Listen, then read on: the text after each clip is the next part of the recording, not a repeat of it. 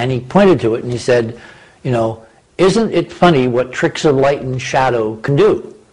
Big laugh from all us assembled press people. When we took a picture a few hours later, it all went away. It was just a trick of light and shadow. So I'm there. I'm another witness to this statement, to this process. Fast forward the film. I get into the process of actually looking at this picture decades later, in the 1980s, in the late 80s, around 89. And I find that everything that Soppen told us also was a lie. It wasn't a trick of light and shadow. When you do the actual computer processing, it's a stunningly symmetrical statue, 1.5 miles long and half a mile high, and we've had umpteen images now. We've had other independent, you know, computerized enhancements of the various data. There's 3D modeling, there's stereo, there's shape from shading, there's all kinds of analysis, all of it, by the way, performed by us outside NASA. NASA has ignored and simply told everybody it's just nonsense, go away, go away. Gosh, NASA says that, amazing. But the key moment was, and when I discovered, when I went back through the timeline, is that Jerry's statement, and I can call him Jerry because I knew him pretty well, was also a lie. There was no picture taken of the face on Mars a few hours later. Technically, a few hours later, as Mars rotated and the orbit of the Viking camera changed, that region of Mars was in darkness. They couldn't take a picture. The next opportunity to take a picture was 1 month later, actually 35 days. And the picture was taken, which is unusual because at that time in the mission they hardly ever took 2 pictures of the same piece of real estate, and they had to wait a month to come back in the geometry and take the second picture, which of course, if you look at it from the outside, somebody was checking that if it was the same thing there on the second frame at a different sun angle, science says it's probably real. It probably was a real face. It was a real statue. It was a real enigma, a real incredible breakthrough in what NASA and Viking claimed they were searching for, life on Mars. Except, of course, they lied to us. They lied to us. They lied to us. And they've been lying on this subject for 30 years. That's what got me into asking, is it really that they're lying, or are they just fools? Are they scientists who have no conception of how real science should operate, which is that when you see something so stunningly in the middle of your paradigm, you have a mission, you have a whole taxpayer-funded mission, billions of dollars spent looking for life on Mars. Well, a mile-wide statue kind of is life. It's built by somebody, maybe. So isn't the scientific method to check it out? No, instead of checking it out, they ran at warp 9 in the other direction. Okay, but if they were lying back then, and that was one of the first missions to Mars. It was the first landing and orbital mission. Then they must have been prepared to lie. I mean, isn't that the supposition? They knew what they were going to find? Is this where the secret space program was already in operation prior to this mission? Okay, this now gets a little technical. Viking was not the first mission to Mars. The first was Mariner 4 in 1965. The second was Mariner 6 and 7 that occurred during the Apollo summer when I was covering the first manned landings on the moon with Neil Armstrong and Buzz Aldrin. And we went from North American Rockwell, where we had built a whole studio complex, including a walk-through solar system, which was my idea. And we went up the street, up the hill to JPL to finish covering the Apollo return, because they were about halfway between Earth and Moon. And we had also covered the Mariner 6 flyby and 7 flyby of Mars, the second unmanned missions. And then the third unmanned mission that was sent to Mars by this country, by the United States, was in 1971. It was called Mariner 9. But as opposed to being a flyby, where you basically take a few shots as you go away forever, it was the first U.S. spacecraft to go into orbit around Mars.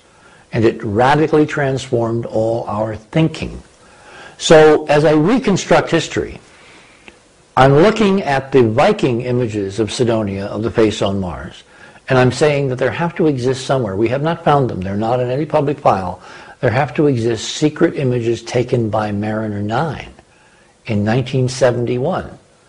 Because Viking was 76, you've got 72, 73, 74, 75, 5 years to have predetermined there was something really interesting down there on the plains of Cydonia. Okay. So when we put Viking into orbit, they knew exactly where to take the new, much better pictures. Okay, so I'm assuming that you're talking about ruins that they knew about, they had prior knowledge. And you're saying they had prior knowledge because they had another space program. That's one level of the prior knowledge. Right. That we can prove. Okay. Unquestionably we can prove, except we haven't found the missing Mariner 9 images. We found Mariner 9 images of other interesting things that were discussed. Sagan and Cosmos talked about the pyramids of Elysium. They're these huge, several-mile wide tetrahedral pyramids located halfway around the planet from Cydonia. And in one of Carl Sagan's books, he actually relates them in an interesting metaphorical passage to each other. And I don't remember the details, but I thought it was strikingly intriguing, both at the time and in hindsight, that Carl would connect those dots. But that's the only pretty hard data we have. We know we had a spacecraft on station, Mariner 9. We know we had another spacecraft come along 5 years later, Viking. It's logical to assume if we had really good shots, perfectly framed, of the face on Mars and the pyramids from Viking, that they could have had prior knowledge from the lower resolution images from Mariner 9. That's not a stretch, that's not a leap at all. What I think gets really interesting is when you begin to ask the question, is it possible they knew there was something there to photograph at all from a long, long time ago in a history far, far away? And that gets back to the three groups running NASA inside: the Nazis, the Masons, and the magicians. Okay. Because two of those groups, the Nazis and the Masons, we know had textual evidence, ancient documents, stuff, text, books, records left over from a long time ago. That's kind of like their shooting script. They've been using it to basically go around the solar system and take pictures of stuff that they have intimations exist out there but don't have scientific proof. Okay, so you're talking about ancient texts. What kind of ancient texts? Do you know the names of them? Have you seen them? Are they at all out in the public domain? Yes and no. And I'm trying to now remember the specifics because there's so much mythology that, in fact, as you begin to get into it, looks more like mangled history. Mm-hmm. We do know, for instance, that Himmler set up a whole section of the SS to do nothing but go around the world and steal all the good stuff, all the ancient stuff. Right. In fact, I was so anticipating when Spielberg came out with the film, Raiders of the Lost Ark, that he was going to really blow the doors off and show us that the Ark and all the stuff the Nazis were intrigued with was not something out of the Old Testament. It was, in fact, ancient technology buried on this planet, accessible from previous epochs of civilization, some of whom could have built spaceships and gone to Mars and done the stuff we see there. But that's not the direction he went. Okay, but you're saying that's true. Well, I'm saying it's possible. Okay. I'm not saying it's true, I'm saying it's possible. Okay. And remember, a lot of this has to do with perception. You know, there's an old cliche that politics is 99% perception. It doesn't matter if something is true. If politically people perceive it to be true and then act upon that belief, that can make it true. Mm-hmm. So let's say that these two groups who have access to secret information, ancient texts, the Nazis and the Masons, that they believed that there once was a civilization on Mars, for whatever reason. And they went there when they controlled the space program looking for that evidence. And bingo, they found it.